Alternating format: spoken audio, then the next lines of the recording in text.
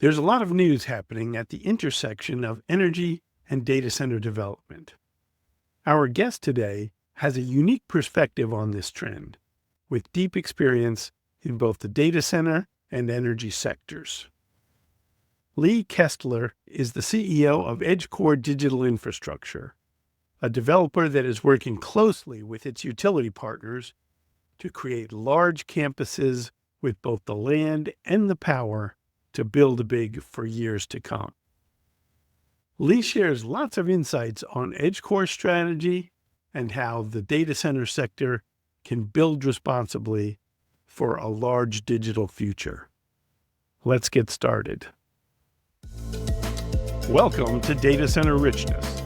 I'm Rich Miller, and I've spent 25 years telling the story of data centers, cloud computing, and AI infrastructure. In this podcast, I'm sharing conversations with the innovators building our digital future.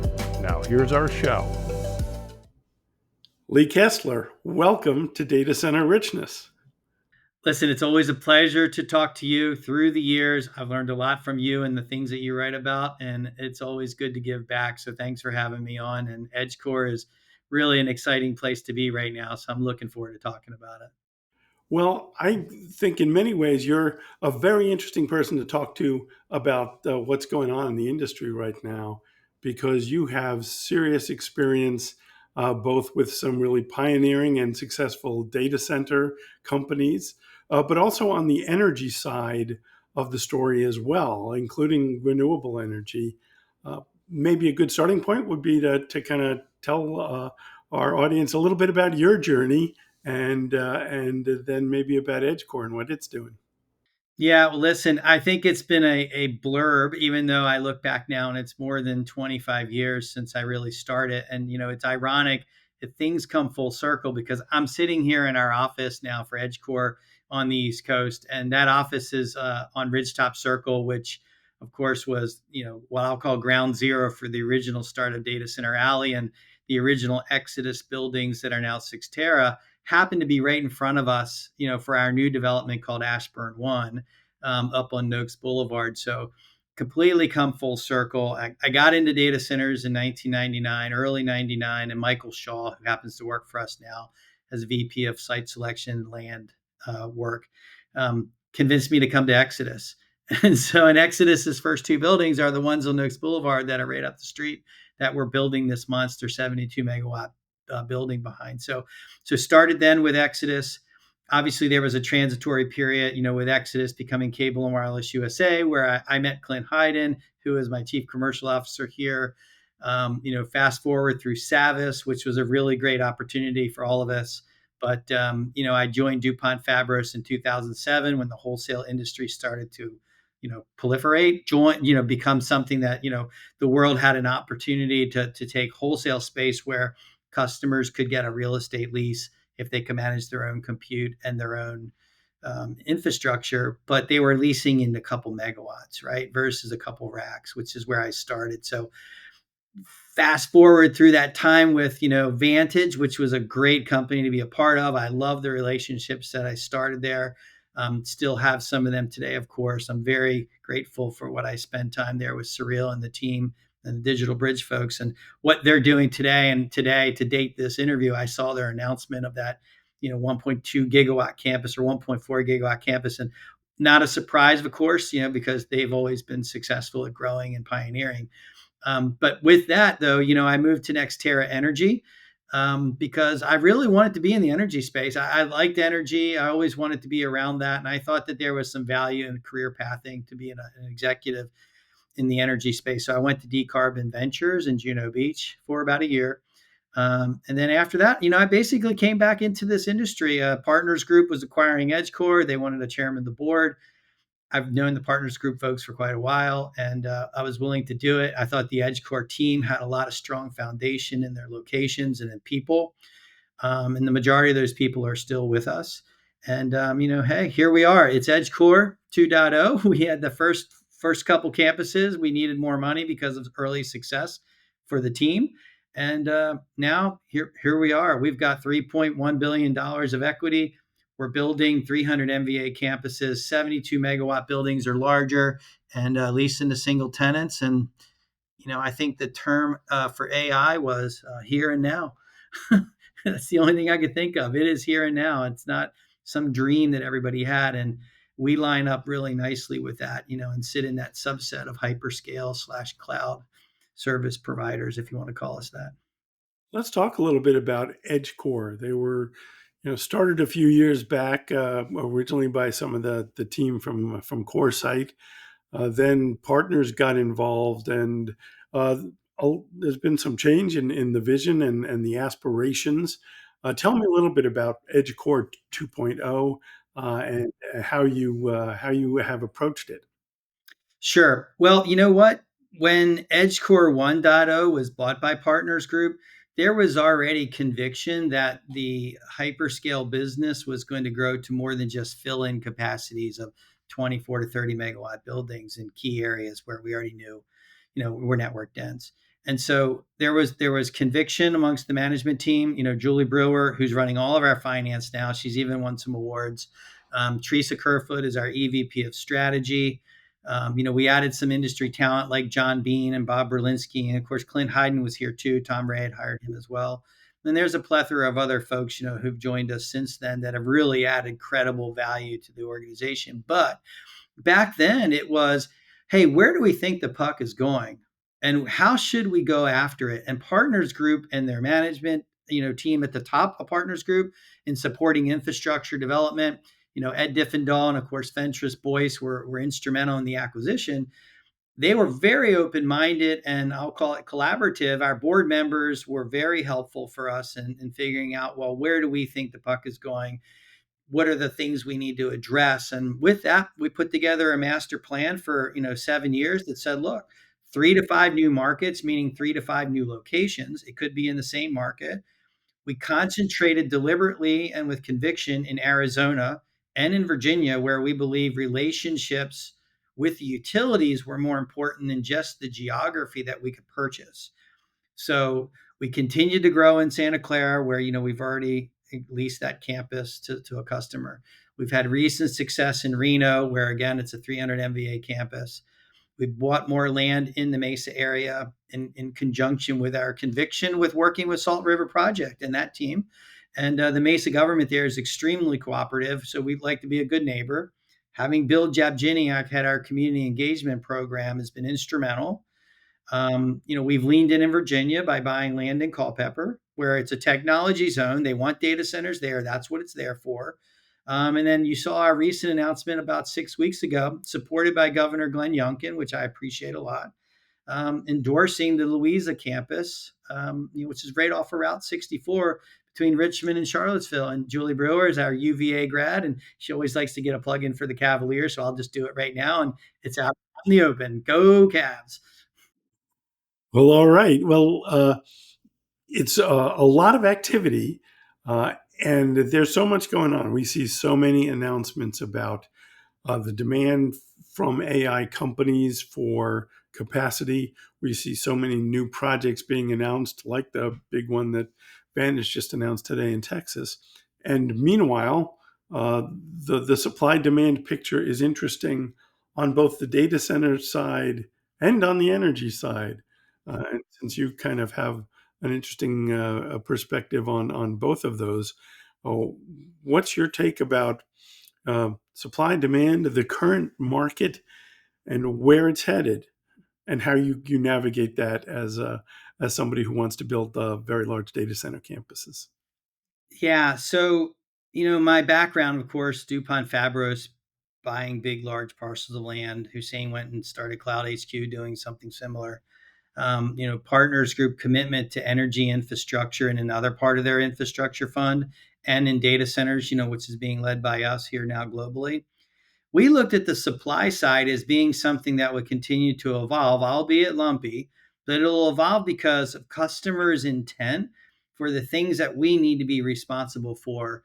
But those are usually driven by efficiencies, i.e., liquid cooling is another thing. That was a pause in the industry over the last 9 or 10 months that was a collective collaboration amongst folks like us having separate meetings with the customers. Hyperscalers were forming, I'll call it, strategic engineering sessions, and they were getting the pulses from a lot of us. There was, I thought, a lot of good collaborative disclosures, where everybody as an industry was kind of working together, even though separately, because it wasn't as competitive. And so the supply basically became more about where the puck wasn't going in a geography perspective than it was about what were the ingredients that made it successful for a customer to make a choice.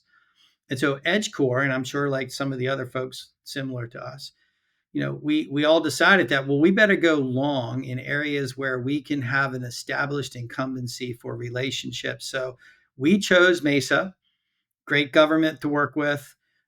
We really like the SRP family. There's a lot of good utility operators out there, but you can only have so much money because capital leads.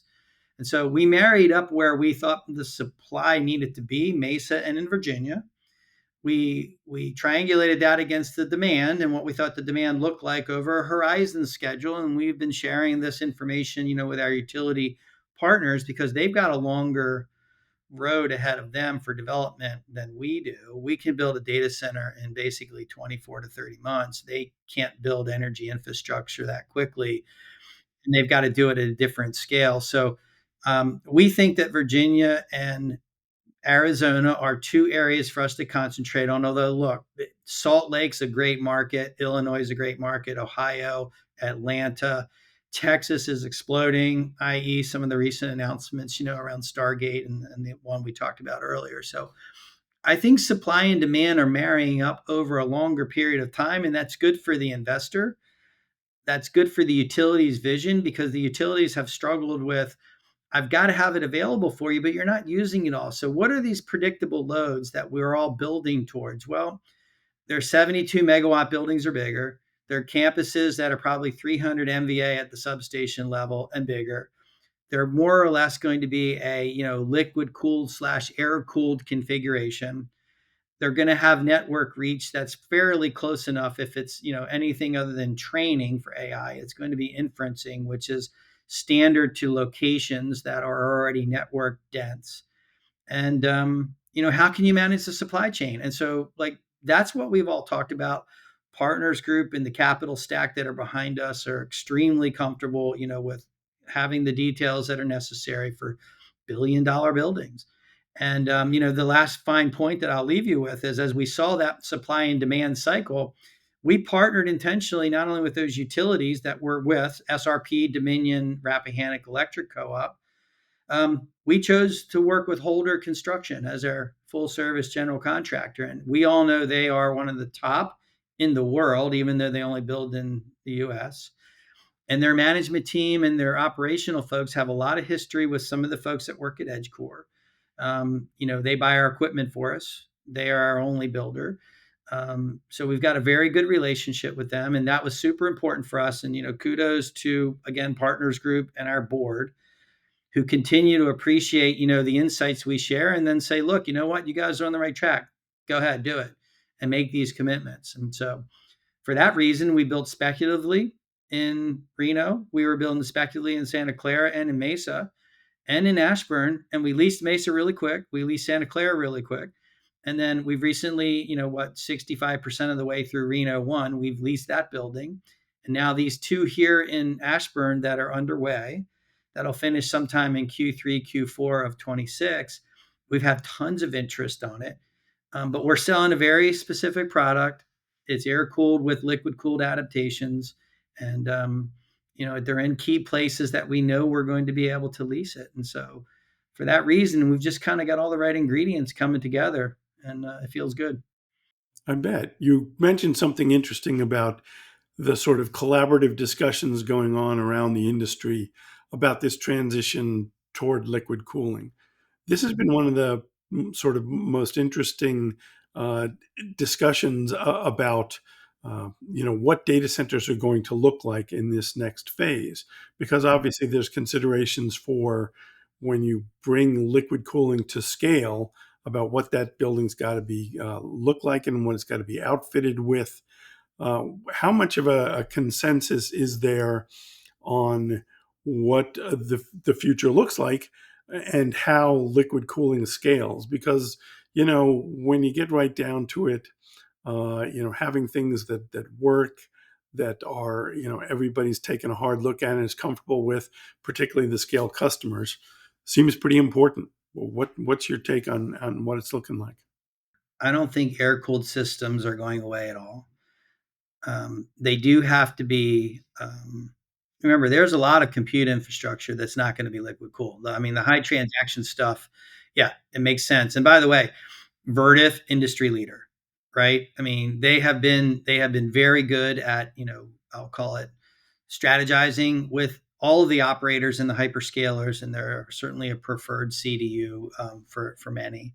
And so, Julie and I met with Geo not too long into our tenure here together. We've stayed in touch with them. So I think the impact of liquid cooling is going to be um, it'll be felt, but it's going to be felt as we grow into what is needed for the applications that are going to stand up on there. That we're not doing what Elon Musk is doing in Memphis. The customers we're serving are building things that are going to be used for applications that are generating revenue, not just data crunching. And so I think you're going to start to see more of a 50-50 split to maybe start in building one on the campus, and it may be 80-20 by the time you get done, because you got storage devices, you got network devices, network racks and rows, which are sometimes measured in a few megawatts themselves. You don't need liquid cooling. And so we're seeing a very fine line though being drawn between the primary input to the CDU and then the secondary loop, which is downstream towards the customers. And that's where a lot of the mind share and collaboration have occurred. There's nothing super proprietary here. I mean, we're all working with Vertiv CDUs. Okay, let's just get it out in the open. And they're a great company, and they're very insightful, and their engineering team share a lot. So that said, I think liquid cooling will be probably 60 to 70% of what maybe the buildings that come out of the ground in 29 and 30 look like. Versus today, they're probably 20 to 30% maybe adaptable for liquid cooling just based on customers' need. It's no different than wireless. When they launch 4G and 5G, it takes you years to get it out into the system for lots of different reasons. And I think we're going to see that. But our designs are in line with that evolution too. They're fed and informed by customer feedback and information, vendor feedback and information. And also you think about what we learn. NVIDIA does a great job broadcasting what's next. Like years in advance, we're hearing about what's next. You didn't have that back in the day. 2009, 10, 11, there was no such thing. Today, it's all over the place for those that can invest in it. And by the way, you have to co-invest together. You got to make commitments. And so that's where Holder comes in with us as a general contractor. These buildings are over $1 billion each. This is a lot of work and time and supply chain coordination risk. So that's where we see it heading. You talking about planning ahead. NVIDIA, of course, sees that if folks are going to be able to cool this stuff, they have to know that it's coming. Uh, let's talk about Mesa, which is an area east of Phoenix that was interested in having data centers, planned for it, sought to reach out and attract new data centers. And EdgeCore was one of the very first companies to be up and have a data center running there. I went out and saw it at the time, and it was just you guys, and then all these folks who had land around you. It's really starting to boom now. What do you like about that campus? And tell me a little bit about what your plans are there.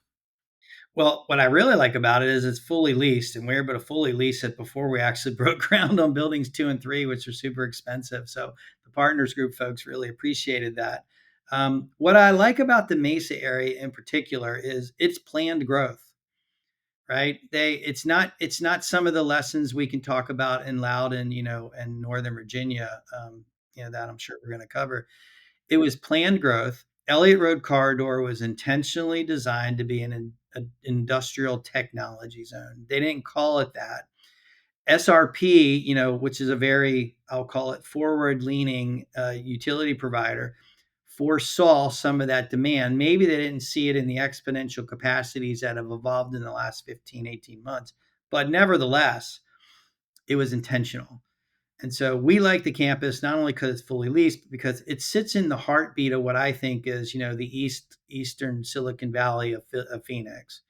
And we hired Bill Jabjiniak, who is excellent at what he does, and he's notoriously good at bridging the gap between what's coming and what is, and helping folks feel comfortable about that. And so I think the Mesa area in general, and it is getting crowded now. They're running out of opportunities, and some folks are looking in Pinell County, et cetera. But I like the utility operator. We believe that if we could make it in Mesa, especially with our closed loop air cooled systems with the kind of intense heat there, and still satisfy the customer requirements, in the dozens of megawatts, dozens of kilowatts, per rack, that we would probably be in good shape. And you know what? It's turning out to be that way. Our customers there are extremely cooperative, again, helpful. They help us with not only planning, but the commissioning. They're on site for that. They've got a vested interest that's much larger than what we actually built. So it just seems to all be coming together. Meta's across the street, across East Smart Parkway. You know, I mean, my relationships there go way back to when they were in that Palo Alto office, and the guy was making millions painting walls for free in exchange for stock. Like, so forward thinking, people who really want to see things moving in the right direction. Yet we're all in business, but we like the area. A lot of our other data center operators with different profiles, but still try to service a similar customer set, are in the region. So we like it. That's all I got to say. We really do like it. And we can't make that happen everywhere because capital leads, as I mentioned, and the capital costs here are enormous. So we like Mesa and we like Virginia. Let's talk about Virginia and your strategy there. We can talk about Ashburn in a bit, but you've got a couple of things going in the center of the state where a lot of the action has shifted as Loudoun and Prince William have gotten more crowded, and there's more power available in these parts of the state. Um, Talk a little bit about what you're doing in Culpeper, and particularly I'm interested in Louisa County because that seems to be one of these places where you're kind of looking at that as a long runway for growth. Listen, it goes all the way back to DuPont Fabros. I've always been a fan of what I thought was that Route 29 corridor, towards Charlottesville. And, I think the Culpeper Economic Development folks and their board have done it right. I think, again, lessons learned. You better make sure you've got all the right ingredients for a certain geography in your territory to service a customer or a market. Some areas are meant for residential, some areas are meant for commercial development and high traffic, and then some are meant for things that can improve the tax base and increase jobs. But you better be very, very particular about how you go about it. And I think Culpeper, they were doing it right. We were super excited to try to find a piece of land that was still in the technology zone that fit, that we could afford. And we were very fortunate to do that. Michael Shaw did a great job with that. And so we like Culpeper. We think the relationship with Rappahannock and Dominion there is, again, a partnership more than it is a vendor, customer relationship. And we're not only our data centers welcome there, they're welcome there if you're in the zone. And if you're not in the zone, you better respect that you're not welcome. And you do have this very open conversation and transparency about what it's going to take. And so I think that's a really good blueprint. And that kind of leads into Louisa County. I've been around Louisa County for almost 20 years. It is not an area there's a lot of income. There's a lot of income opportunity is the way I see it. And it's along the Route 64 corridor more than it is maybe in the deeper inner workings of Louisa County. And so when COVID hit and they were working on how do you get fiber to the home, Louisa County, believe it or not, with Rappahannock, Dominion, Central Virginia Electric Co-op, and CVC's Firefly, were the fiber to the home story. They're the blueprint for how the utilities and the co-ops in the county could work together to expedite delivery of fiber, to the residents to improve their way of life and things they could get access to. My gosh, well, fast forward, now you've got hyperscale companies like AWS who bought some land there. Yep, there's always communication challenges, I think, with populations that are seeing their landscape change dramatically. But Louisa County did it right. They set a technology overlay district. They've identified how they could integrate themselves with some renewable energies when that was popular. Now it's probably a more limited aspect of, where you think growth could be. And I commend them for the power of being able to change your mind when things are looking differently. But I think Louisa County, especially down where we are in the Shannon Hill Technology Park, um, is probably another blueprint for what other parts of the country should think about. Close to a highway, not impacting a lot of residential, municipality support. The things that are necessary when you're able to build something that they already have broadcast and signaled that they want. Unlike buying a 400, 500 acre farm and then trying to get it rezoned and then, not being very clear with the residents, et cetera, it looks a little undermining, even though that's probably not the intent. So we're excited about it. Governor Youngkin and I met about 2 months ago. Several members of his staff are extremely supportive of this in Central Virginia and bringing economic growth. And John McGuire, Congressman McGuire, he's extremely excited about this. That's his area, even though he's from Goochland. So we think we've got all the right ingredients to make that work and to do it again with transparency. We're not going to please everyone. I'm going to say it right now. If you're just going to be negative and filled with drama about data centers, well, then, I'm not the guy to talk to. Go post it online and then realize where you posted it. You posted it in a building that I probably run. And I say that, tongue in cheek, because really doing this to improve the economic development of the area. And I think Louisa is doing it right, and they're doing it with conviction, and they're not nefarious, or there's no malice. And we're going to add to the economy. We're going to pay our taxes. And I think the puck in Central Virginia is laced with data center campuses. That's where you're going to see it going. Well, that certainly seems to be the case, and that's not accidental. You mentioned Governor Youngkin. A couple of years back, when a large hyperscale provider decided they were going to make a large commitment to Virginia, part of their goal was to say, well, look, we want to spread this around. And obviously, there are many other parts of the state that have seen what has happened in Loudoun and Prince William, at least in terms of the business economic growth and the impact on the tax rate. I mean, which is pretty considerable, both in Loudoun and now increasingly in Prince William. So that's have always been the idea. When it comes to Ashburn, you have had sort of a front row seat for all of the growth there, having started in the industry in that area very early. Um, Maybe talk a little bit about what you've seen, because you've been right in the middle of it. A couple of years back, the Northern Virginia Technology Council honored you for your leadership in the way that the region has emerged, and you've been in a couple of key players who've been building big. What's your take on how Data Center Alley became Data Center Alley, and what happens now? That's a hot question. And so I'm going to give you, probably the most direct answer. Loudon is a very good example of what you could do, you shouldn't do, and what you can't do. So two of those aren't very positive, but that's really not the message I'm trying to get across. It's been a petri dish for the evolution of technological advancement. The rest of the country has learned that if you can intensify the deployment of fiber in certain areas, you can create electronic commerce that provides no real burden to the physical infrastructure, but tons of taxable revenue that you can improve. Now, how you spend it, that's a good example in Loudon. I'm not sure I agree with the way they've spent the money that they've had the benefit of collecting. I'm also very optimistic, though, that they can learn from those and have the power to change your mind, like I did in the beginning of this. And I said, look, I think they have the power to change their mind. They have a very strong foundation of taxpayers here who, yeah, we probably should have had a better appreciation for the comprehensive plan and the proximity to some residential development. But I can assure you, when the DuPont Fabros campus was being built in Smith Switch and Waxpool, there was no neighborhood next door. Okay, so you bought your house when the buildings were there. And by the way, I have friends that live there, and so with my previous life and my other lives with Vantage, we put solar wind lights up. We did things that provided screen walls, and they're a very good blueprint for, again, what you could do.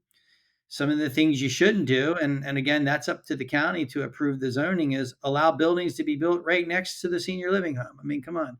Some of this are things that weren't necessarily nefarious or malice, but they were done with the right intentions. But not everybody has a clear picture. So I think Loudon and Prince William, and we don't have any property there, nor did I ever plan to, are good examples of what you could, you shouldn't, and you can't do. And so when I look at some of these other areas and have an appreciation for the LA Road corridor in Mesa, it's intentional, it's deliberate, it's got boundaries. Culpeper, intentional, deliberate with boundaries. Louisa, Shannon Hill Technology Park. It was meant to be the Culpeper Technology Zone by size, but turns out we took it all, because that's the way I think it should work. So I think when you look at fiber deployments, the easements that are being put in today to move all these new fiber routes are only going to make the area more opportunistic for those that live in it. And opportunistic means the county, if they can spend their money properly, are going to have a tax base that are going to continue to allow things to be better for the services that are for the residents. There's a sort of lot to learn from what's happened in Loudon, and there was a time when, and you and I have both been in the industry a little bit, where not a lot of people really knew much about data centers or knew what they were all about. That's not the case anymore. Though the world is watching, and the industry is growing, and AI has pushed all of this onto the front pages in many places.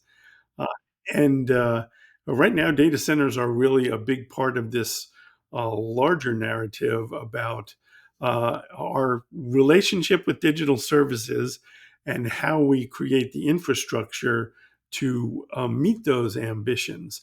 And when you look at like what happened during the pandemic, it's very clear that digital services can be really crucial, not just to AI and chatbots, but to so many other things that are vital to everyday life.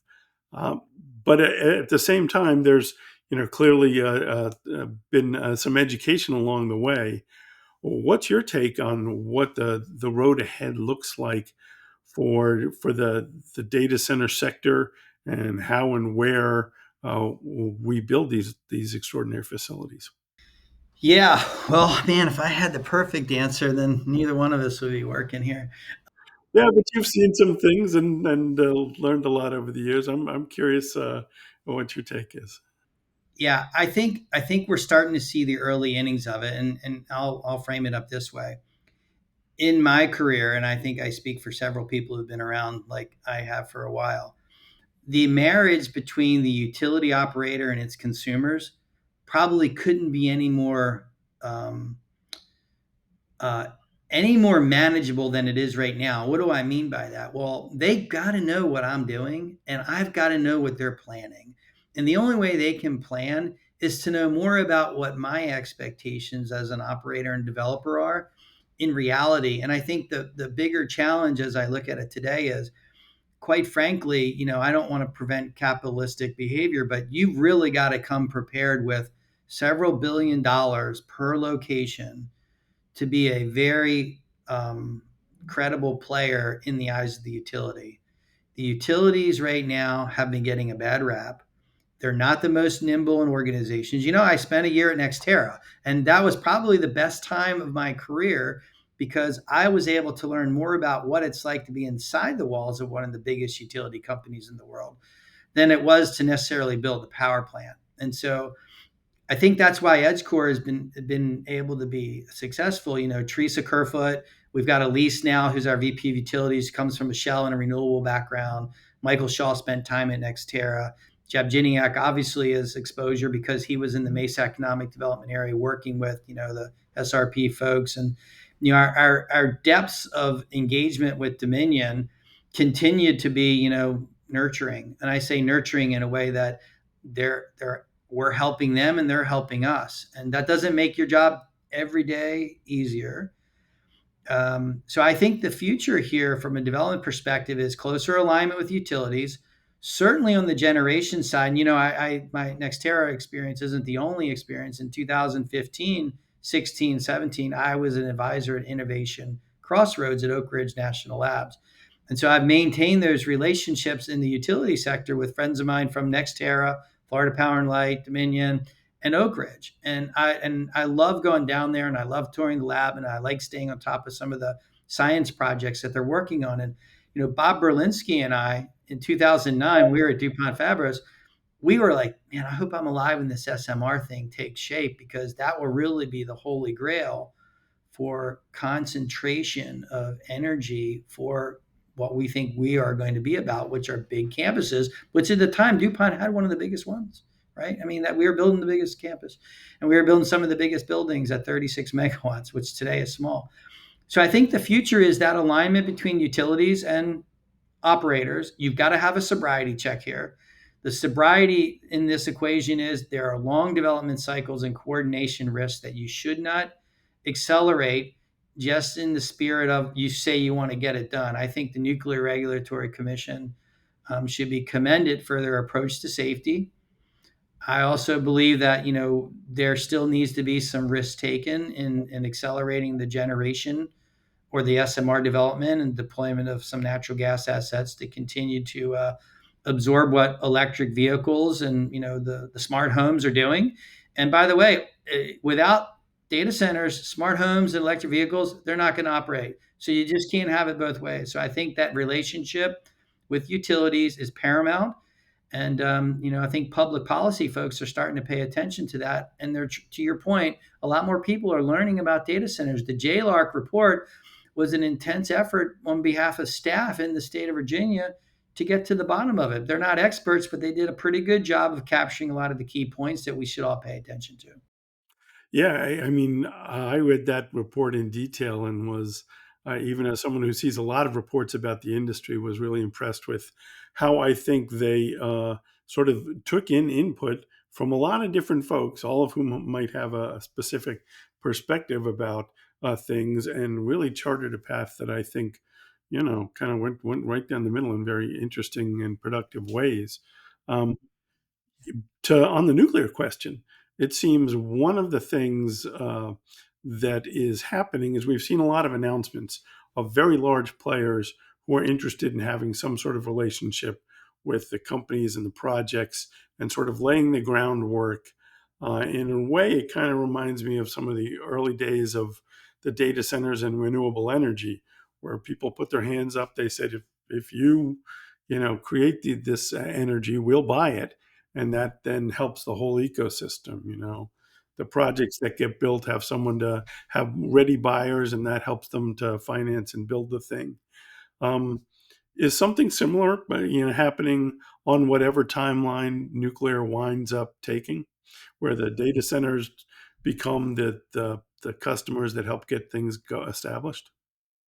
Well, I think so. I think the answer is yes. And I think you're right. I'm extremely enthusiastic about some of the announcements. I don't know where they are in their actual stages of development. I do know that there are several years between, what's happening today and what's realistic for when, those things can become, deployed.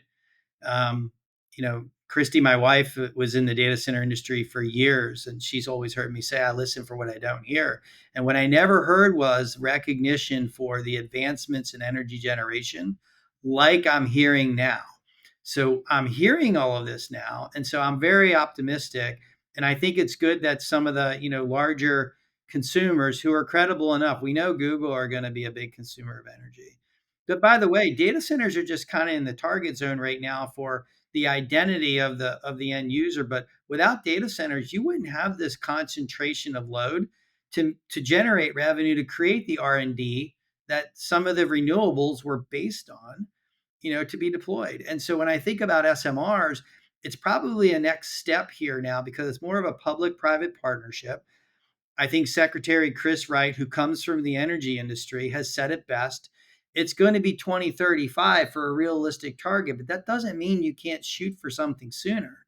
So by 2035 is one thing. And I don't think that there's any irresponsible expertise here in the deployment of any nuclear technologies, that are going to put us at risk.